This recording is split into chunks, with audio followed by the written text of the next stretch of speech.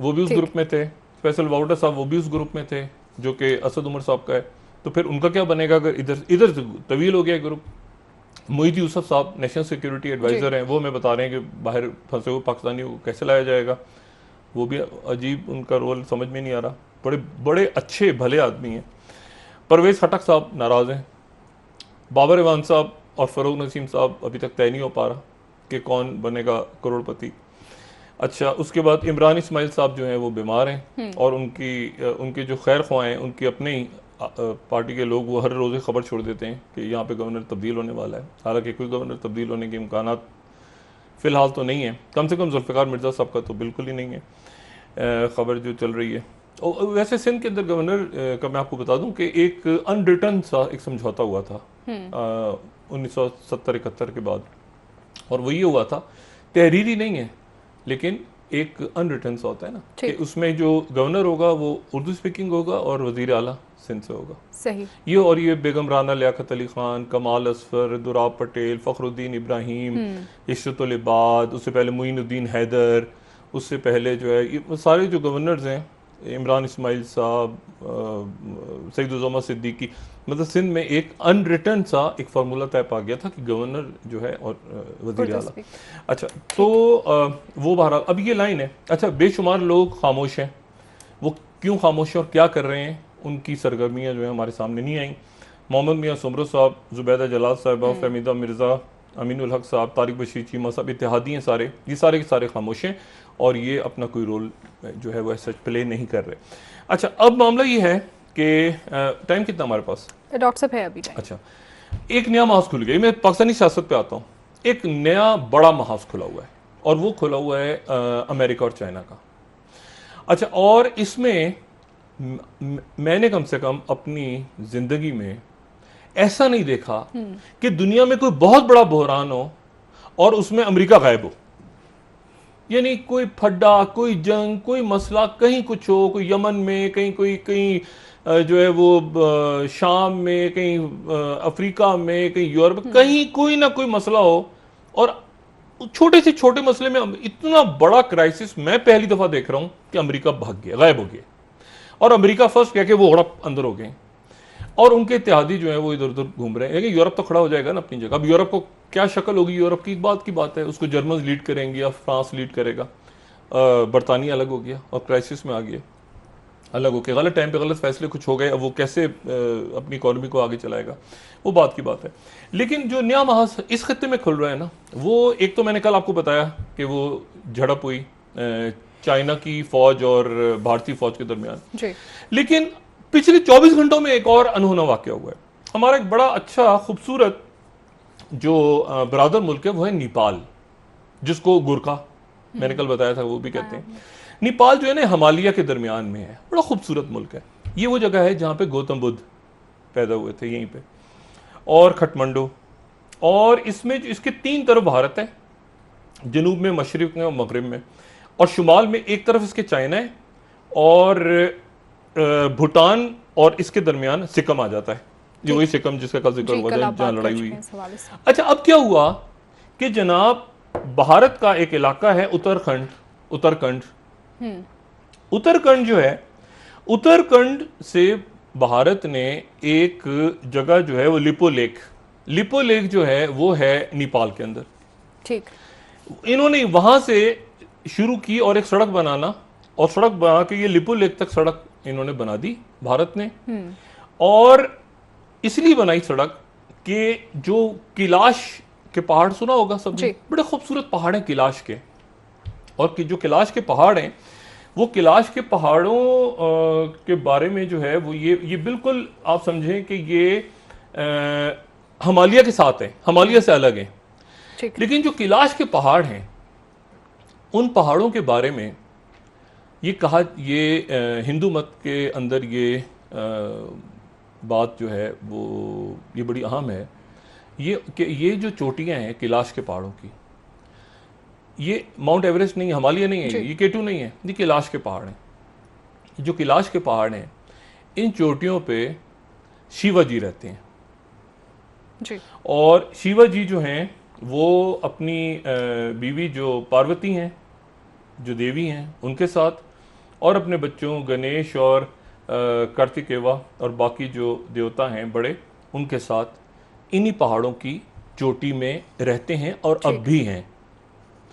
अच्छा, तो यहाँ तक जो है वो फिर उसके बाद वो बहुत सारे हजारों की तादाद में जो यात्री हैं वो इस पहाड़ की चोटी तक जाते हैं, कैलाश तक।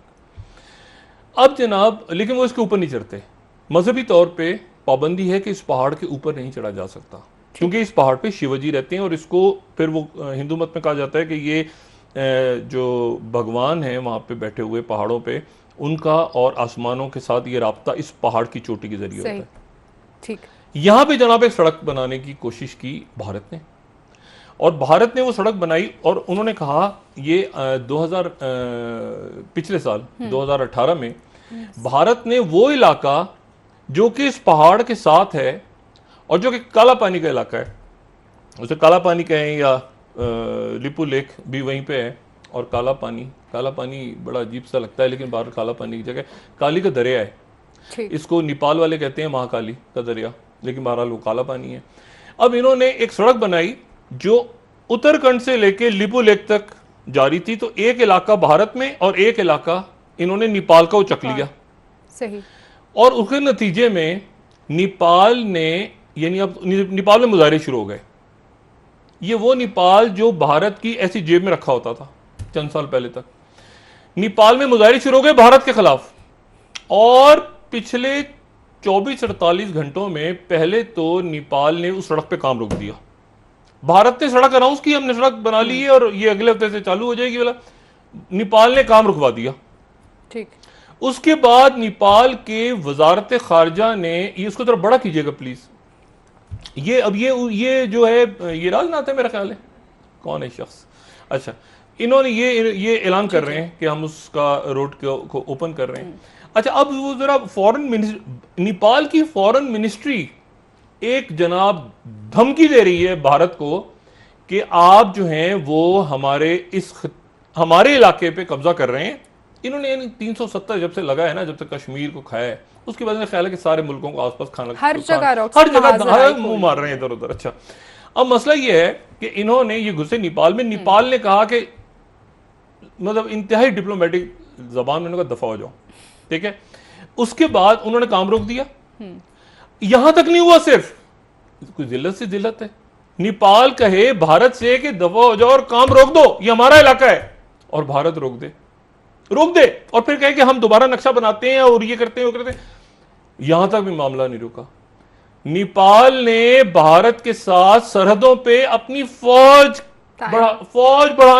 भेजने का ऐलान कर दिया। ये आप जरा बड़ा करें खबर को। ये जो हिंदू अखबार है अभी इंडिया का, वो थोड़ी देर पहले जना खबर लगा रहा है, ये जरा खबर बड़ा करें, इसको बड़ा करके दिखाइएगा। ये हिंदू अखबार है, Kala Pani row, Nepal to deploy more forces on India border says foreign minister Gyawali. यानी नेपाल के फॉरेन मिनिस्टर कह रहे हैं कि भारत को धबरदूस करने के लिए तैयार है नेपाल। पाकिस्तान को तो छोड़ दें आप, पाकिस्तान तो मगर नेपाल नहीं पहुंचे। अच्छा, अब और इंडिया के कह रहे हैं नहीं हम दोबारा देखते हैं सड़क को, हम इसका नक्शा बदल देंगे, ये जो काला पानी आपका होगा वो उनकी, कह रहे हैं नहीं हम फौजें खड़ी कर रहे हैं, फौजें नेपाल। अब नेपाल का एक वक्फे में टाइम हो रहा है, मैं 2 जुमले सिर्फ कह दूं। नेपाल जो था वो 2008 तक वहां पे आखिरी हिंदू बादशाह थी। ठीक, बादशाह थे वहां पे। बादशाहत वहां पे खत्म हो गई और वहां पे एक पॉलिटिकल पार्टी की इस वक्त हुकूमत है जिसका नाम है कम्युनिस्ट पार्टी। ठीक, माओइस्ट, चाइना नवाज, चीन को मानने वाली कम्युनिस्ट पार्टी की हुकूमत है नेपाल में। इस हवाले से आपसे चाइना को मानते हैं, उनका कम्युनिस्ट पार्टी है ना, और वो कह रहे हैं कि हम फौज खड़ी करेंगे इस जगह पे आके, जो कि है हमारा, जो कि लाइन ऑफ एक्चुअल कंट्रोल, ये इसी में से गुजरता है ना। लाइन ऑफ एक्चुअल कंट्रोल वो है जो चाइना और भारत के दरमियान, एक तो एलओसी है ना लाइन ऑफ कंट्रोल, ये हमारी वाली, ये जो लाइन ऑफ एक्चुअल कंट्रोल जो मैंने कल भी बताया था कि भारत और चाइना के दरमियान, उस पे नेपाल फौजें खड़ी कर रहा है भारत के खिलाफ। मजीद महाज खुलने जा रहे हैं डॉक्टर साहब, इंडिया का क्या हाल कर क्या किया इंडिया के साथ। ठीक है, ब्रेक ले लेते हैं, वापस आके आपसे इस हवाले से मजीद बात करेंगे। नेपाल से पिटेंगे आप। एक ब्रेक ले लीजिए।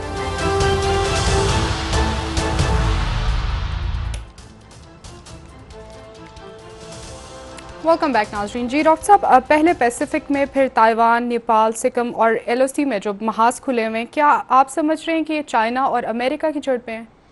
देखिए, एक कोल्ड वॉर से चल रही है ना, वो अब अल्लाह ना करे कि कभी किसी खुले तसादुम में तब्दील हो जाए, जिसका बिल्डअप हमने पिछले हफ्ते देखा है फौजों का, कि अमेरिकन और चाइना और ये सारा पैसिफिक के अंदर ताइवान के ऊपर। लेकिन उससे हटके भी एक ट्रेड वॉर चल रही है जो कि काफ़ी अरसे से चल रही है। और उसके दरमियान अब ये जो मुख्तलिफ हॉट स्पॉट कह लें, जो भी लफ्ज़ कहें, ठीक है, और उसमें ये जो कश्मीर का मामला है, कश्मीर के ऊपर जो उन्होंने मौसम का हाल बताना शुरू कर दिया नई दिल्ली से बैठ के, आज़ाद कश्मीर का, इसको मैं कश्मीर, और फिर इसके बाद यहाँ पे झड़पें शुरू हुई कश्मीर में, और उससे पहले वो जो शहादतें हुई मकबूजा कश्मीर में रियाज ने को। अब मसला ये है कि ये जो कश्मीर वाला फ्रंट, ये बेसिकली इसको भी सी पैक से लिंक, मैं कम से कम सी पैक से लिंक करता हूँ, ठीक है, गिलगित बल्तिस्तान, क्योंकि वहाँ पे गिलगित बल्तिस्तान और फिर उसके बाद वो नीचे कश्मीर और फिर कश्मीर से लेके फिर वो गवादर तक, तो गिलगित